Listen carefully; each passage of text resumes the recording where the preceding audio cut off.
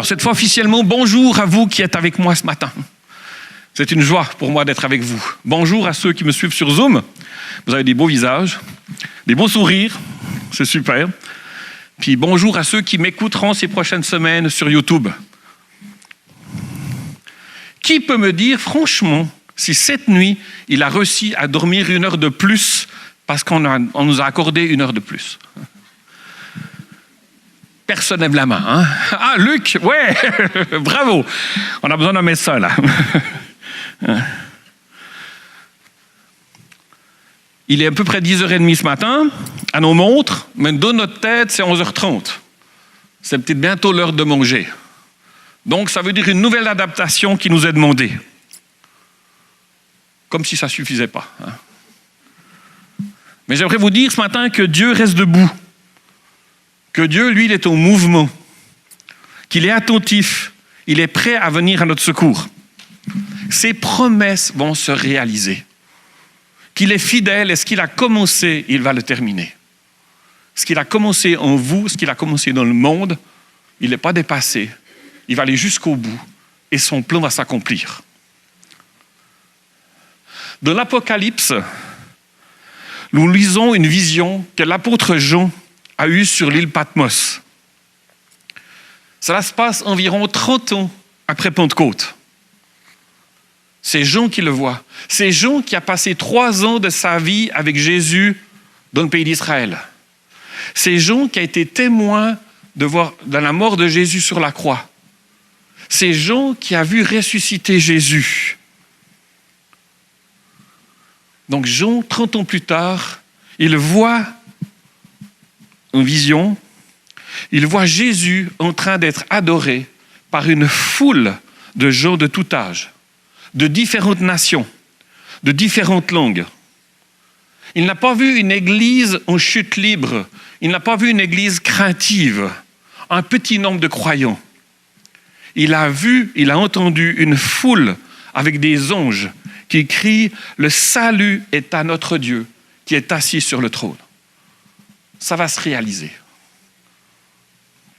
J'ai hâte de vivre dans cette salle et partout ailleurs un temps de louange avec nos amis amérindiens.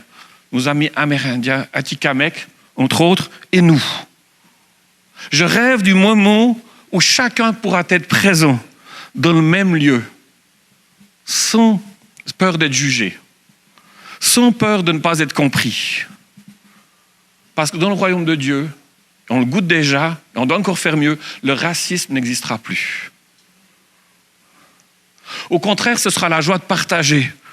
Ce sera le plaisir d'être en famille. C'est l'amour de Dieu en action. Ce que je vis les dimanches matins quand je suis là avec vous me donne le goût d'en vouloir plus. Il y a trop de personnes que j'aime qui ne sont encore pas connectées à Dieu. Je rêve de voir tous ces amis dans le peuple Atikamekw louer Dieu avec moi. Il y a un prix à vivre pour vivre cette adoration internationale. Je vous l'ai dit, ça va se réaliser. Parce que Jésus dit, ça s'accomplit. C'est le même principe que si un jour je sème des carottes, je vais récolter des carottes et donc des patates. Ce que Dieu dit, ça va se faire. C'est le refus du statu quo. C'est le prix à payer. C'est renoncer à l'indifférence. C'est être préoccupé par ce qui touche le cœur de Dieu. C'est un petit peu problème de lumière, excusez-moi. Là. Ces derniers dimanches, Luc nous a fait connaître le capitaine qui gouverne le monde. Il nous a rappelé que le vaccin existe déjà. Le vaccin se nomme Jésus. Et recevoir Jésus dans nos vies nous fait entrer dans la vie éternelle. Michael nous a encouragés à faire des disciples, à partager le vaccin Jésus en découvrant la beauté de Dieu dans chaque personne, à être remplis du Saint-Esprit pour raconter l'histoire avec un grand H. Alors écoutons encore une fois ces messages ces dernières semaines, si vous voulez en savoir plus. Aujourd'hui, le titre de mon message, « Lève-toi et brille. C'est un verset du prophète Ésaïe. Lève-toi, brille, car ta lumière arrive. La gloire de l'Éternel se lève sur toi. Ésaïe 60, verset 1. Donc je vais vous parler de différents personnages bibliques ce matin. Vous le savez que depuis plusieurs semaines, notre série s'appelle actuellement « En avant » et non « Recule » et non « Fais du surplace » et non « Tourne rond ». Comment des hommes, des femmes ont-ils décidé d'avancer alors que les circonstances les appelaient à rester tranquilles? C'est la question que je me suis posée, que je vous pose, que j'espère à la fin on va pouvoir se lever, tous ensemble. Mon premier personnage se nomme Abraham. Genèse 12. Dieu l'appelle. Quitte ton pays. Prends ta famille. Deviens une source de bénédiction. Révèle au monde qui je suis. Abraham fait le choix de partir avec sa famille, ses biens, vers l'inconnu. Il refuse de préserver, je dirais, la sécurité de sa vie quotidienne, son quotidien routinier. Il voyage vers l'incertitude, sous la direction de Dieu, avec comme seule assurance la promesse et la bénédiction de Dieu. Il n'aurait jamais pu imaginer qu'obéir à l'appel de Dieu, de mettre sa confiance en l'Éternel, ait un impact extraordinaire sur le reste du monde, sur l'histoire du monde. On tourne les pages de notre Bible, les années passent, on arrive au chapitre 18 du livre de Genèse. La situation financière d'Abraham est bonne, même excellente. Mais avec Sarah, ils n'ont toujours pas d'enfant. Avoir un enfant, c'était la promesse de Dieu. C'était l'assurance que Dieu avait bien parlé. Quitte ton pays, deviens une bénédiction au travers de tes enfants. Abraham, en ayant un enfant, il savait qu'il avait fait le bon choix de faire confiance. Mais là, les enfants ne sont toujours pas là. Assis à l'entrée de sa tente, pendant la chaleur du jour, il reste en alerte. Il réfléchit. La Bible ne dit pas, mais moi je lis ces lignes comme Abraham prie, fait son culte personnel, pose des questions à Dieu. Qu'est-ce qui se passe? Je vais bien, mais il manque quelqu'un là. L'Éternel se montre à Abraham. Et j'aime la réponse d'Abraham, Genèse 18, on va le lire. Abraham lève les yeux et voit 3 hommes debout, non loin de lui. Il lève les yeux. Il court à leur rencontre pour les inviter. Quand on lève les yeux, on met de côté nos propres besoins. On regarde ailleurs que son nombril. Qu'est-ce qui ne va pas? Abraham répond aux besoins de ces étrangers. Il ne les connaît pas. Ces gens de passage, qu'est-ce qu'il va faire? Il va partager son repas. Et une longue partie de sa journée. Peut-être même plus. Pour honorer ses visiteurs, il ne va pas au métro acheter des steaks pour faire un barbecue. Qu'est-ce qu'il fait? La Bible nous dit, c'est impressionnant. Il fait tuer un veau dans son troupeau. Donc, il faut déjà y aller dans le troupeau, il faut le tuer, il faut le vider, etc. Ça prend du temps. Ensuite, la Bible nous dit qu'il fait faire du pain et des galettes avec 25 kilos de farine. La machine à pain n'existe pas, à faire du pain. Je ne sais pas si vous avez déjà essayé de faire du pain, mais pétrir la pâte avec 2 kilos, moi je suis déjà fatigué, j'ai déjà des crampes. Mais là, c'est 25 kilos. Il leur sert du lait qu'il ne va pas chercher au frigo, mais il faut les tirer à la vache. Il leur sert du fromage. Qu'est-ce qu'a fait Abraham? Je dirais qu'il a renoncé à son programme. En quelque sorte, il a mouru à lui-même. Je ne sais pas si ça se dit comme ça. Il est mort à soi-même plutôt, parce qu'il a dû changer ce qu'il avait prévu de faire. Il s'est rendu vulnérable parce qu'il a partagé son quotidien. Quand on mange, on dit des vraies choses. On partage. Abraham s'est montré généreux. Il y a 3 inconnus. Ok, c'est la coutume de l'époque de l'hospitalité. Mais quand même, tout ce qu'il a dépensé pour des personnes qu'il ne connaissait pas. Il s'est montré volontaire. Et Dieu va commencer à lui répéter à nouveau son intention. J'aime cette phrase qu'à la fin du repas, Abraham peut entendre « Abraham, j'ai entendu ta prière persévérante. Dans 1 année, ta femme aura un fils. Même si tu penses que c'est impossible parce que ta femme semble trop vieille, pour moi, c'est possible. Je vais agir pour honorer ma parole envers toi. Ton choix de me faire confiance, de te placer sous mon regard et non de vivre avec ce que tu vois, va être récompensé. En donnant, on reçoit. C'est ce qu'Abraham a vécu. Il a choisi de donner et Dieu en retour s'est manifesté. Mais j'aime que l'histoire ne s'arrête pas là. Que Dieu va plus loin. Il veut impliquer Abraham en partageant son cœur.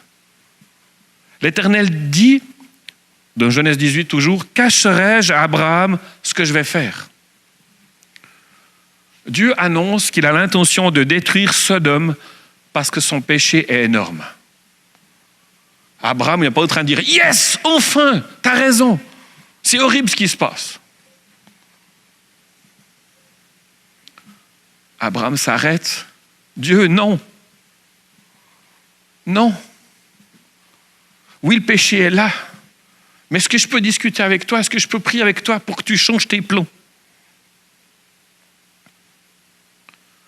Abraham n'est pas d'accord avec cette déclaration de Dieu. Il se met à prier, à dialoguer avec Dieu. En priant, il sait qu'il peut faire bouger le bras de Dieu.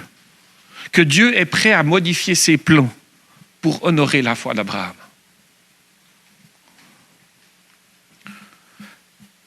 Moi, ça me touche. Le cœur d'Abraham qui se met sur la brèche, qui se lève, qui dit non, non, non, non, non, qui dit à Dieu, ok, t'es juste, t'es saint, et je comprends que tu veux ôter le mal. Mais avant d'agir comme ça, est-ce que je peux discuter avec toi? Est-ce que je peux prier? Lever les yeux permet à Dieu de se faire connaître, de révéler ses projets, de bousculer notre quotidien. Le monde, aujourd'hui, vit d'immenses défis, notre société. Régulièrement, dans les médias, on entend parler de division, de guerre civile. Nos frères et sœurs aux États-Unis ont peur cette semaine, avec les élections qui arrivent. Faut-il être républicain? Faut-il être démocrate? Dieu n'est pas là-dedans. Il est plus grand que ça. Cette nuit, dans la ville de Québec, vous avez vu probablement ce jeune homme qui a tué quelques personnes. Actuellement, quand je vous parle, il y a un ouragan terrible aux Philippines. On parle de pandémie. Alors, comme chrétiens, qu'est-ce qu'on peut faire? Mais je crois que comme Abraham, nous sommes appelés à exercer un ministère d'intercession. Levons-nous, prions pour notre monde. Prions pour que notre monde se détourne et reçoive Dieu. Abraham, il est appelé le père de la foi. Sa foi en Dieu est plus grande de ce qu'il voit avec ses propres yeux. La prière nous ouvre un passage à travers l'incrédulité pour nous amener à voir Dieu en action là où tout semble impossible. Sur Zoom, mes amis, vendredi soir avec Bélise, il y a un groupe extraordinaire d'intercession. Si vous voulez goûter à qui est Dieu et ce qu'il veut faire, branchez-vous le vendredi soir. Priez pour que les choses changent. C'est notre première tâche. Quand nous choisissons de nous aligner au plan de Dieu, quand nous mettons notre foi en Dieu, nous pouvons nous attendre à être embarqués de nouvelles aventures. Par notre prière, Dieu est prêt à changer ses plans. Premier personnage. Abraham, voilà ce qu'il nous apprend. Lève-toi, brille, car la lumière arrive et la gloire de l'Éternel se lève sur toi. Comme je l'ai dit, c'est un texte d'Ésaïe. Et au temps d'Ésaïe, le peuple des Juifs est un peuple habitué à vivre dans la crainte. Ils sont dans l'obscurité. Ils semblent avoir perdu tout espoir. Il y a de l'insécurité et ça les rend aveugles au projet de Dieu. Ésaïe est en train de leur dire, l'obscurité vous entoure, mais elle ne va pas vous envelopper pour toujours. La nuit du désespoir va se terminer. Lève-toi, dit Ésaïe, sors de ta peur, laisse partir les ténèbres. Lève-toi, un jour nouveau va commencer. Accueille la vérité de Dieu qui brille, comme le lever du soleil. Regarde à moi, fais-moi confiance. Deuxième personnage qui a choisi de mettre sa confiance en Dieu. Qui a dit, et je vous pose la question, où tu iras, j'irai. Est-ce que ça vous rappelle quelqu'un dans la Bible? L'autre partie du verset, ton Dieu sera mon Dieu. Ruth, bravo, c'est juste. Et qui est Ruth? Ruth, c'est la bru de Naomi. Naomi, elle fait taire tous les mensonges qu'on dit sur les belles-mères. On m'a dit un jour, puis j'ai juré que je le démontrerais que ce n'est pas vrai, c'est quoi la différence entre la lune et une belle-mère? On dit que la lune c'est un astre, la belle-mère c'est un désastre. Je ne suis pas d'accord. Je ne suis pas d'accord. Naomi, c'est une belle-mère extraordinaire. Au travers de terribles épreuves dans sa vie, elle va s'accrocher aux promesses de Dieu. Au lieu de rester dans le deuil, dans l'amertume, elle va se lever et toute une série de bénédictions va en découler. Quelques versets que je vous lis dans le Ruth 1.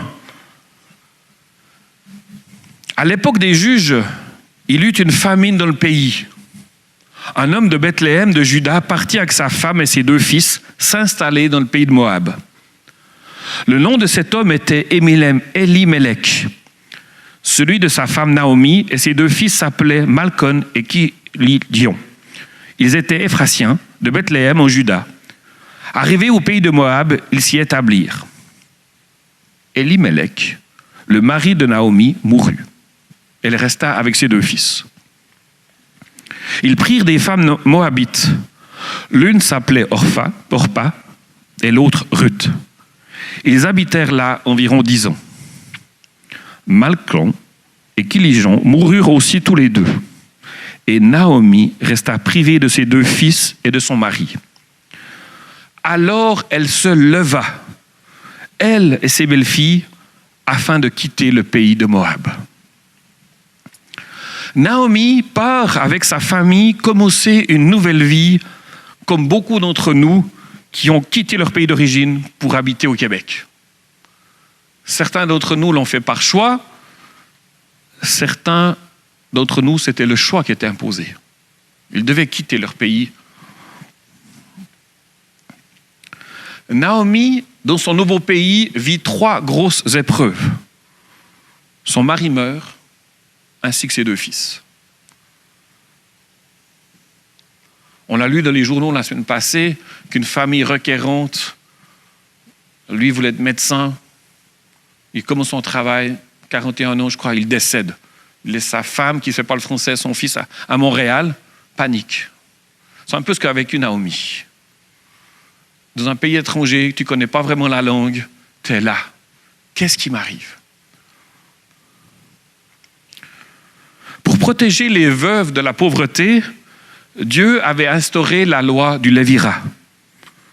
C'est quoi? C'est dans la situation de Ruth, c'est l'obligation imposée aux frères du mari de Ruth d'épouser Ruth. Cette loi vise à protéger la veuve de la pauvreté et à perpétuer le nom de famille. Mais malheureusement, Naomi n'a plus de fils à proposer à Ruth et à sa sœur. Elle se lève et elle dit, moi je me retourne en Israël.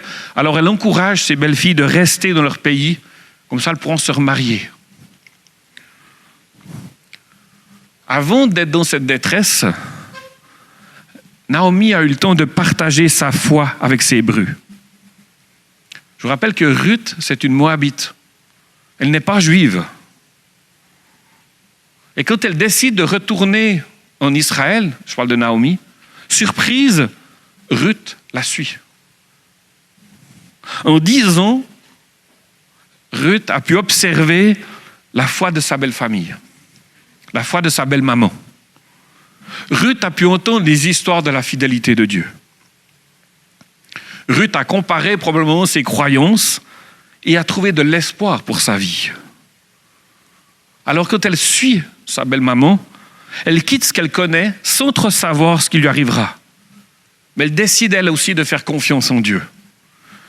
Elle renonce à sa sécurité, la possibilité d'avoir des enfants pour s'occuper de sa belle maman.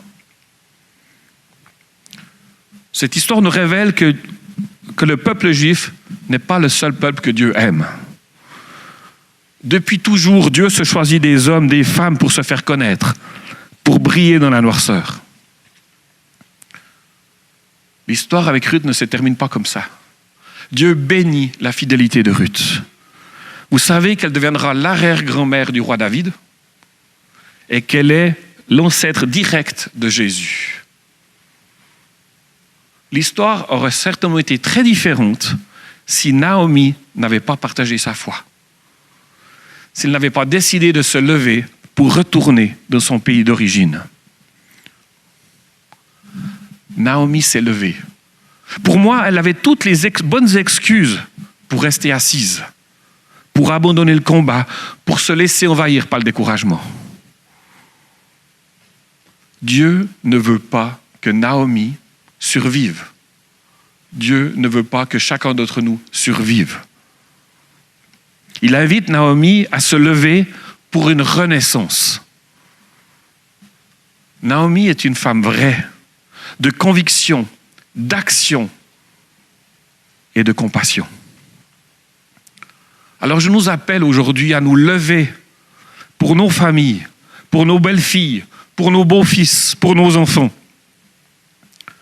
Peut-être vous êtes dans une saison où on vous montre du doigt, on vous accuse, on vous dit c'est pas ça, on vous condamne. Mais bientôt, puis Dieu le promet, viendra un temps où avec votre doigt, vous montrerez qui est Dieu. Ce ne sera pas le doigt sur vous qu'on vous accuse. C'est votre doigt qui va indiquer qui est Dieu, comme Naomi. Vous pourrez montrer avec votre doigt où est votre refuge. Qui est votre refuge? Votre force, votre ancre dans la tempête. Voilà ce que Naomi nous apprend ce matin. Lève-toi, même si tout n'est pas facile. Fais confiance. Je vais accomplir mes promesses. Troisième personnage. Qui est la personne dans la Bible qui a pris la ferme décision de ne pas se souiller? Un peu plus difficile. Daniel. Merci Bélise. Daniel 1, verset 8. Daniel prit la ferme décision de ne pas se souiller en consommant les plats servis à la table du roi et le vin de ses banquets. Je vous rappelle qui est Daniel. Daniel a été kidnappé, emmené en captivité dans une terre étrangère, hostile, terrifiante. Il est déraciné, il est arraché de sa famille, il est emmené en exil. Il n'était qu'un adolescent lorsqu'il a subi cette traumatisante expérience. Et pourtant, il était résolu dans son cœur de ne pas se souiller, de ne pas se gaspiller, de ne pas laisser le temps s'écouler en espérant atteindre la retraite ou je ne sais pas quoi. Ben voilà, je suis étranger, mais je vais être discret là. Je vais essayer de gagner ma vie. Bouleversé, abandonné, il se retrouve captif à la cour d'un roi, et pas n'importe quel roi, c'est un roi décadent, qui lui a même volé son identité. Ce roi immoral ne veut pas qu'on l'appelle Daniel, mais Belchassar, ce qui signifie Bel, et non Vidéotron, non, Bel règne sur moi. Bel, c'est quoi? Les historiens racontent qu'au dieu Bel, on offrait des bébés en sacrifice. Donc, une sorte de dieu sanguinaire. Le roi commande à Daniel de se conformer entièrement au système de pensée qui régnait dans le palais et dans le pays. Donc je rappelle, un système immoral, imprégné de cruauté, de méchanceté et de débauche. Daniel, lui, c'est un croyant. Dieu a placé une mission, une vision, des valeurs différentes en Daniel. Daniel refuse que son nouveau prénom devienne son identité. Il ne laisse personne changer qui il est appelé à être, qui il représente. Il ne permet à personne qu'on touche la passion qui anime sa vie. Daniel signifie Dieu seul mon juge. Il sait que Dieu n'a pas dit son dernier mot, même dans une situation où tout est difficile, où tout est contre lui, où tout est hors contrôle. Daniel, lui aussi, aurait toutes les raisons d'être découragé, d'être dépressif, abattu, de se laisser envahir par un sentiment d'abandon. Mais qu'est-ce que je fais loin de chez moi? Qu'est-ce qui va m'arriver? Lui aussi, il choisit au contraire de se lever et de briller. Il refuse que le dysfonctionnement de son patron lui laisse une marque indélébile. Daniel m'inspire, lui aussi. Au lieu de subir cette pression, au lieu de se plaindre, et dans un sens il aurait le droit, il se lève. Il révèle qui est Dieu. Il ne prend pas la couleur du lieu dans lequel il se trouve. Ce n'est pas un caméléon. Il ose être différent. Il ne vit pas dans le compromis. Et le roi l'observe. Qui est-il? Il le fait passer par différents tests. Et là, Daniel, tout d'un coup, est admis au service du roi. Oh, l'esclave, le captif, emmené loin de chez lui, se retrouve à la cour du roi. Pas mal comme promotion, non? Mais Daniel dit non, ça ne me suffit pas. Daniel continue de chercher comment ce roi puissant peut rencontrer Dieu. Daniel va persévérer dans sa foi. Il va continuer de prier. Il sait qu'un jour, il aura une occasion, une opportunité, une fenêtre pour partager sa foi. Et il ne veut pas manquer l'occasion. Il a beau être à la cour du roi, à la table du roi, il dit non, je veux plus. Seigneur, je veux plus. Si je suis jusque-là, tu m'as gardé en vie dans ce monde terrible, cruel, que je ne comprends pas tout, mais donne-moi l'occasion de partager.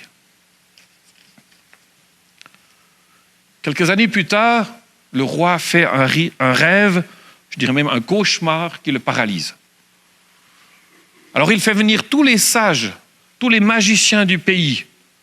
Il leur donne cet ordre, dites-moi mon rêve, puisque vous êtes des sages et des magiciens, dites-moi ce que j'ai rêvé, donnez-moi l'interprétation de mon rêve, puis en cas d'échec, vous serez mis à mort.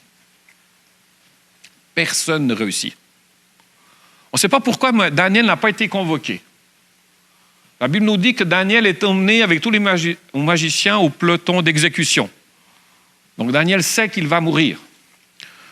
Puis j'aime cette petite phrase dans la Bible, c'est Daniel qui demande à l'officier là, mais pourquoi le roi est-il si sévère? Qu'est-ce qu'on a fait? Puis l'officier lui dit, écoute, les magiciens n'ont pas réussi à trouver l'explication, donc le roi est fâché, donc tu vas t'être mis à mort. C'est simple. Ah, waouh! Daniel dit, ok, intéressant. Je peux te poser une question là? Est-ce que tu me permets de me retirer une nuit avec mes amis? J'aimerais prier, puis j'aimerais écouter ce que Dieu dit. Et l'officier accorde. Demande au roi, écoute, roi, tu peux attendre ton exécution là, juste une nuit? Il y a Daniel qui aimerait aller prier, peut-être que... Et curieusement, le roi dit oui. Donc après une nuit blanche, de prière, peut-être de crainte, comme moi je pense que j'aurais prié et j'ai aussi un peu de la crainte.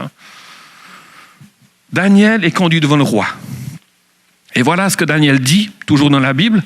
Il y a dans le ciel un Dieu qui dévoile les secrets, qui t'a fait connaître ce qui arrivera dans l'avenir. Voici ton rêve et les visions que tu as eues sur ton lit.